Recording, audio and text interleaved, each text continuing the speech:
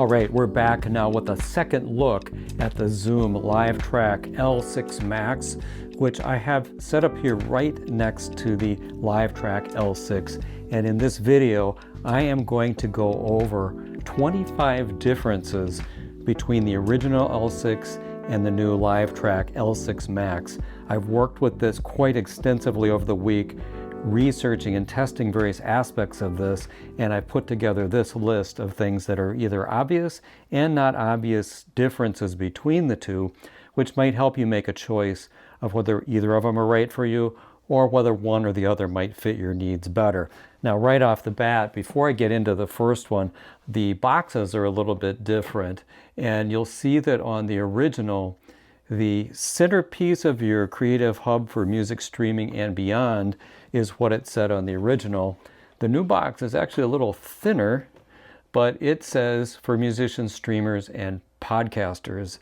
And I think the reason is because they've added some things that made this particularly better for podcasters than the original, predominantly adding a mix minus feature that was not on there before. Most podcast mixers are going to need something like that.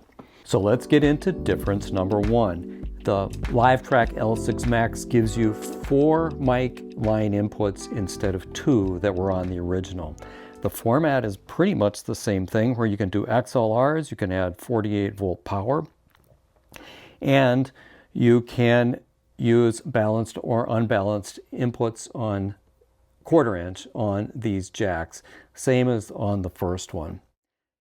These are also dual A to D converters to give you a full range of input gains depending on the kind of mic or thing that you connect. So you've got those dual converters now on 2 more channels.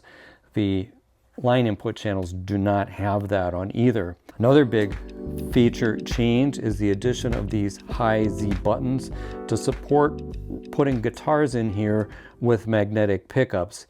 I will be testing that in a later video because I have questions how you would use that without a gain control, which is so important when you're feeding into guitar amp simulators and things like that. But I will be giving that a test, not in this video, but I did want to point out that I have questions about that, but it's really nice to see that on here. That was missing on the original. Difference number 4. There are 20 dB pad switches. So if you're connecting up synthesizers or other outboard gear that might have higher or hotter output signals, you can pad them down with this 20 dB pad on all 4 channels. And that'll really help if you're adapting to InventiveGear or maybe pedals or any kind of other things where you might wind up with a hotter signal. So that's difference number 4. Big difference.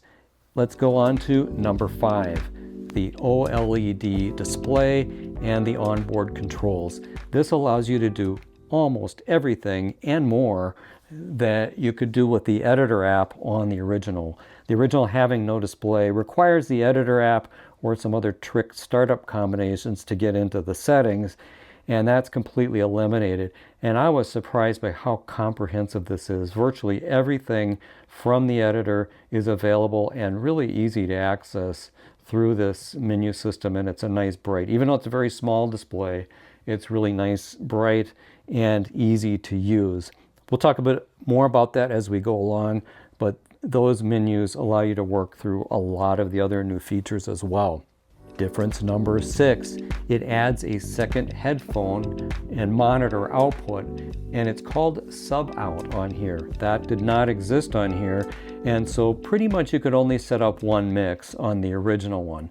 Now on this one, you have the sub out here, and then that allows you to set up a mix. I guess you could set up the aux mix, but this allows you to set up a separate stereo headphone mix if you have this set in the submix mode. And so that's new. This is a headphone type output. I mean, you could run that into other things, but that gives you the ability to have a separate mix on your headphones in stereo than what you would have on the main mix. This can also be set pre or post fader on the master level, or pre or post master level, meaning you could have this turned down and still be listening and control this level separately into your headphones, even if this is down. So if you're in a live application, you've got this set to your speakers, you can turn your speakers down, but still listen to basically that mix. You'll notice that it's physically wider, but it's otherwise the same. It adds about 3 inches to the length of it. We looked at that in the original video on the first look. It is compatible with the same Eurorack adapter kit that is also available on this. Because it has 2 more channels, that takes us on to difference number 8. The Max records 14 discrete channels to SD card or over USB. It's got the 4 mono channels, it's got 4 stereo channels, and then it's got 2 channels for the master. This had 2 less, basically, because it has 2 less of these inputs. Now, a big new feature supported by this button, and this is feature number 9, is it supports a bounce mode. If we hit this bounce button, then it will ask you, do you want quick bounce or real-time bounce? In the quick bounce mode, it will take whatever you've just recorded and allow you to quickly mix it down to 2 tracks. And then you can potentially from there overdub additional layers over top of it. Now, this is not a full multi-track recording setup. It's always all or nothing. You would just record all the tracks. You can listen back to the stereo tracks and record over it. Now, in quick bounce, you don't listen back to it. It does it in faster than real time. But if you go to the real-time bounce, you can play back your multi-track recording while mixing with these controls, and it will record, or you could record over them and add additional layers. And it will keep recording and saving all of the input tracks, and you could reassemble them in a DAW at a later state. But it does give you the ability to completely record, and you have the ability to undo a recording as well. So if you want to do a take and then, play a solo or something you didn't like it, you can back up and then try it again. I'm not going to get into demonstrations on that right now, but I do plan that for a future video. Difference number 10 is project management. One of the interesting things here is we can go into a project mode, create an empty project, select a project. We can rename projects or delete them. We can do that all right from the front panel. Now, a project is essentially a folder that stores all of the tracks that you're recording along with the configuration of the mixer. So it's a little different than what we had before. Here, when you hit record, it would create a time-stamped folder and just put the multi-track files in there. That's pretty much what you could do. But here you can create a folder, create multi-track folders, do multiple recordings into that folder, and that is called a project. You can also open it in the SD card doing the file transfer mode on the computer, and you can rename them in there as well. While it's kind of rudimentary in a way, it does give you a lot more power and flexibility than what we had in the original. Difference number 11. The scene storage, which we had on the original, allows you to save the setup of all of the controls to a scene for quick recall. We have the very same thing here on the new one, but we have one more scene. Plus, those scenes store the sub out, the compressor level, which it did before, and the AI noise reduction level. So the new features are also stored with the scenes, and you get one more of those to work with. Difference number 12. Well, I think that the Max fixes the mapping of the USB outputs for DAWs. And I said this wrong in the original first look video because I didn't know at the time this had changed. I discovered it after I've done additional testing with it. The way the USB returns on the L6 is that the left and right mix into your DAW always comes back on 1-2, which means this winds up being channel 3, this winds up being channel 4, and it's just particularly confusing when you're trying to load that into a DAW. And I thought this worked the same way, even said that in the first look video, but it doesn't. Instead, the stereo return comes back on USB 13 and 14, like it would in most other products of this kind. So if you put this into your DAW, you'll see channels 1, 2, 3, 4 mono channels, 5 stereo, 6 stereo, 7 stereo, 8 stereo. They'll match what it says on the front panel.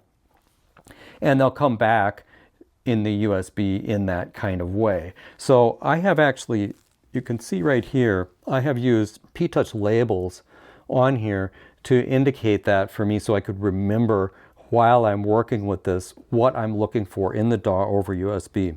So when I'm on 6, then that is USB 7.8. When I'm on 7, it's USB 9.10 coming into this channel and going out to the digital audio workstation. And so then the master winds up coming in on USB 13.14.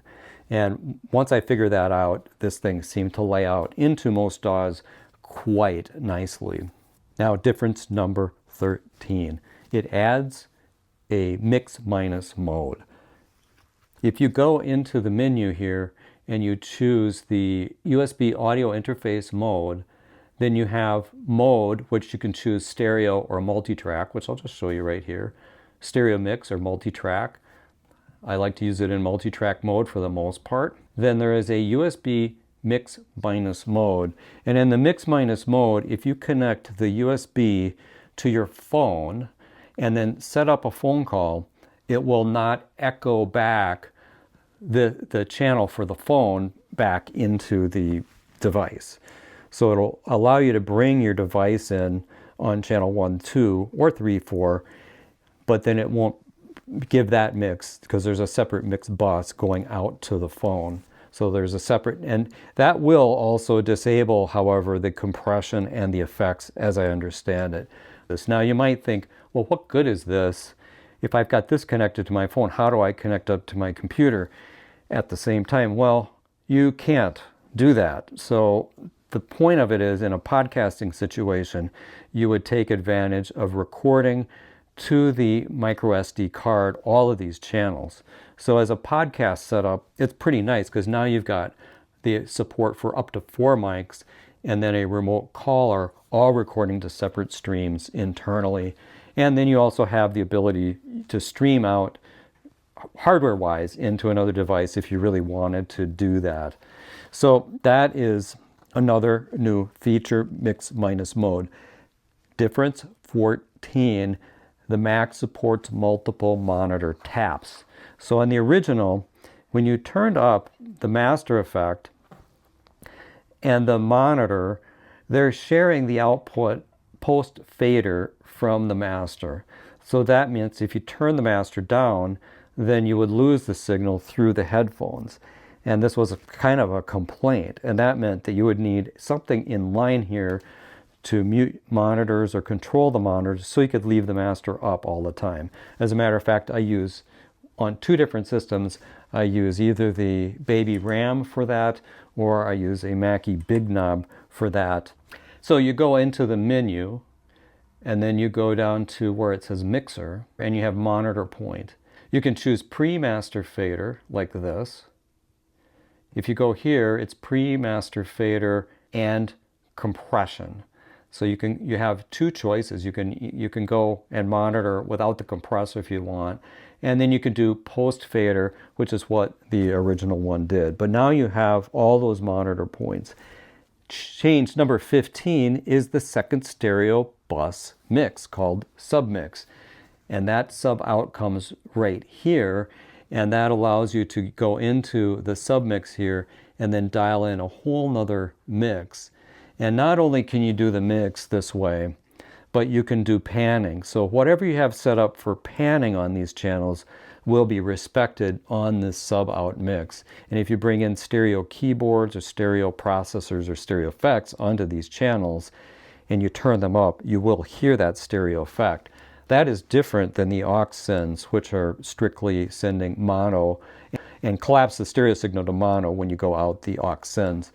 The aux sends work the same as they did on the previous version. Now, difference number 16, I kind of mentioned this before, is that the Max offers a 14 in and 4 out audio interface. So this has been expanded to 14 inputs, and they're mapped more logically across the USB connection than they were before, in my opinion. And difference number 17 is that the return signals are mapped to higher number channels than they were on here. Because of the less number of channels, if you enabled both of your USB returns, that gave you only 2 mono channels and 2 stereo channels to work with. By having 2 more channels, these move up to be on channel 7 and channel 8 for your USB returns back into the board. Now, one of the big new features is number 18. The Max adds AI noise reduction. The way this AI noise reduction works is you select it here on the selection for the effects. And now if you go into AI noise reduction, if I hit tap, you'll see that it starts blinking like this. When you hit tap again, it's going to sample the background noise, and then it will get a model of that so that it can then remove that from the master signal. So I'll hit that again while not talking. And I did try to record several demos of this, but the noise was so low that I really couldn't give you a good idea what that sounds like. I do plan to highlight that more in a future video when I figure out a better way to record that. And difference number 19, the SD card formatting is now done directly in this menu system. So if we go to the second option here, SD card, you'll see Format, Quick Test, Full Test. In the original video that I did last week, you saw me do a quick test, and it actually prompted to do that when I put the SD card in. You can also format from this, and that's different from on the original. On the original, there was a kind of a trick combination of keys you hold down in order to do that. And if you look at the side of the old unit, the L6 unit, you'll see that it says right on the side, in order to format the card, you hold down the record button while powering up, and then you execute it by hitting the play button. And that's exactly how you do it. And that's pretty much the only way to do it on that unit. So it's pretty nice that here on the new unit, they've added that right to this display on the OLED display in the new user interface. Now, difference number 20 is that the system settings are now done directly on this display rather than through some other trick methods. And I'm going to give you kind of an example of that. Now, when you plug this in, and if you looked at the first look video, one of the first things it did was it wanted to set the time. And you can go in here and set the time, even though I would say setting the date and time is not really necessary on either of them, which I'll explain in a second. And so you could just go in here and do that, and you saw me do that here. Well, to set the date and time, and I will show this in another video because it's fascinating how this works, is that you turn it on while holding down these 2 buttons. And for months, I never knew it did this. So now that I'm in that mode, basically this is going to be our date, time, or something like that. And so if I hit this, then I'm in the date mode. This encoder will start to be the year, and it will talk while you set this. So you could do date, month, and day while twisting these things. And then when you've got it set up the way you want, then you hit this again and it will go off. But it's talking the entire time it's doing that. And then this one does something else, and this does something else again. So I'm not exactly sure I remember how those work, but there are these trick ways to go in there and do some of those basic settings. Let me get out of that mode. Well, all of that nonsense is done on the new one because you can go directly in here. Now, before I move on with that, let me just say something about date and time. When you connect the L6 editor, you can't edit the date and time, but it does show up here, right here in the editor. And so you might think, well, I could just click in here, and why can't I edit that? Well, you can't edit it because you don't even need to set it, because it just picks it up from your computer and it will send it out to the unit. So no matter what you set up on there anyway, it will do it. If you're using it completely standalone though, you do have a way to set the date and time directly on the unit. And here's difference 21, the interface mode selection. This is the audio interface mode here. setting the mode between stereo mix and multitrack is now done directly on the unit, or you can do it in the editor. We didn't have that option in the editor. It might be confusing because in the editor it looks like you have that option in the original, but that's the recorder mode. Here I'm showing you a screen capture of the L6, and you can see I have multi-track or master. Well, that is for the recording mode, whether you want to record all the files from all the channels or if you want to record a stereo mix. And we have the same thing here, recorder mode, but we also now have audio IF mode, stereo mix or multi-track. Well, in the old one, to do this, you would, and I covered this in the video about the original one. This was part of a firmware update that came out in early 2025, is that you hold down this while holding the one of the sound pads to set the different modes. So you have an automatic mode, multi-track mode, or a stereo mix mode. So if I wanted to force it into multi-track mode, you hold down these two things, turn it on, it will blink a while, and now that will put it into that mode. There was no way to do it through the editor. There still isn't a way to do it through the editor, and you have to do it that way if you want to force it into that mode. Here it is much more convenient by having it done right on the top panel of the display. So another change in the editor is that the editor also now has the support for mix minus. So it's added that right here, which you could do on the unit or in the editor. The editor now also adds the mix point settings. So here's the monitor, mix point, pre-fader, compressor or post-fader, and the sub-out mix point is also available right here as well. So you can set those in the editor. You couldn't do that before. And I said this before, but the editor is still the same between the two units. It will adapt and switch the functions depending on which one you have hooked up. So you'll want to get the version 2 of the editor regardless of which one of these that you have. So difference 24 is the file structure for projects, which when you go into the file transfer mode, which I will do here, and then if I open the disk, so it basically mounts the SD card onto the computer, and then when you open it, you can go into the recordings, and these are projects. You could see this one shows ones that I have renamed, and this one here I've renamed completely inside the operating system. But if you look at a project now, it includes this project data, which is the setting for the mixer, like all of the channel controls and the buttons can be recalled by loading the project, and then all the individual recorded tracks are in here. And I've tried this with some different kinds of projects. Let me find one here that has different, so here's an example of a project where it has gone through a bounce operation. And you can see once you've done the bounce, you're getting multiple copies of the master, and you'll have multiple copies of all the tracks as well. So all the individual takes wind up being stored in there. You could load all this stuff into your DAW and use it in the DAW.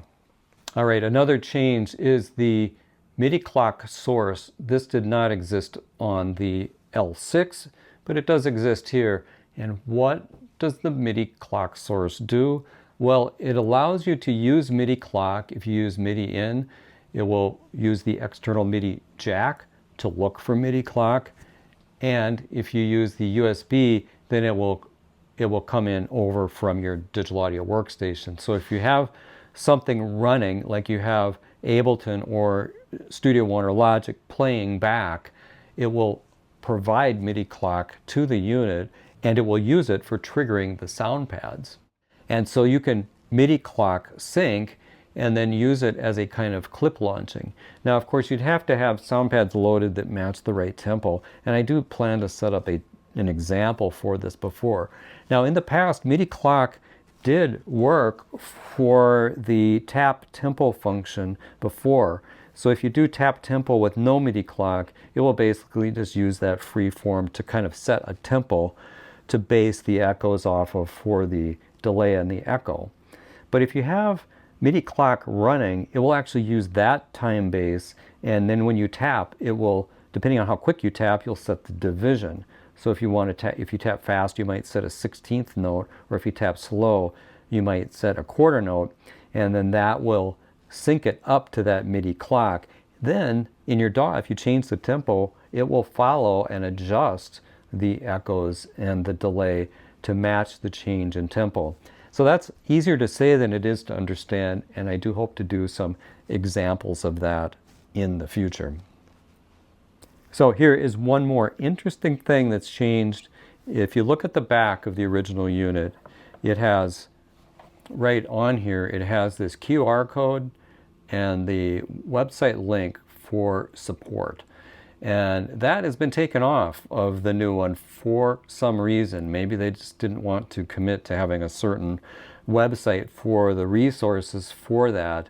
But I will tell you that if you search for LiveTrak L6 or Zoom L6max support, it'll take you right to the page to download all the files, the manuals, and the drivers that you would need to use. And also, if there's firmware updates, they would appear there as well. Now, because these use exactly the same batteries, and this has a display and more features, the battery life, or the useful life on batteries, is reported to be lower. Now, that depends on the kind of batteries, but I would say it's about 30% lower than what you would get with this. So if you're getting 6 hours with the original on batteries, then you might get 4 hours on this one with batteries. I typically will use it either connected here, which will power it up. You can power it up with a power bank on the side as well. You don't need to have both. You can use one or the other. It works fine for me here with bus power. I've been testing this with a lot of digital audio workstations and with various applications. I use a combination of video editors as well as ScreenFlow. With ScreenFlow, it doesn't really support 32-bit correctly, so I've had to record internally and then convert those files. But DAWs like Logic, Studio One, and Reaper in particular do a really good job with the 32-bit incoming stream, allowing you to record. You get kind of a low level sometimes depending on the mic, but then you can easily turn those things up and it sounds nice and clear. In order to publish this pretty quickly, I won't do too much editing on this particular video in order to get it out. I hope this is helpful, and I do expect to do more coverage of the Zoom LiveTrak L6max coming up over the coming weeks to really answer the questions I have, and also to answer the question, can I use this as my main interface on my desktop? I invite you to continue to add to the discussion in the comments. We had pretty good, robust conversation around the original first look video. And subscribe to the channel if you would like to, and also use the affiliate links if you want to buy one of these things. That is particularly helpful to support the channel.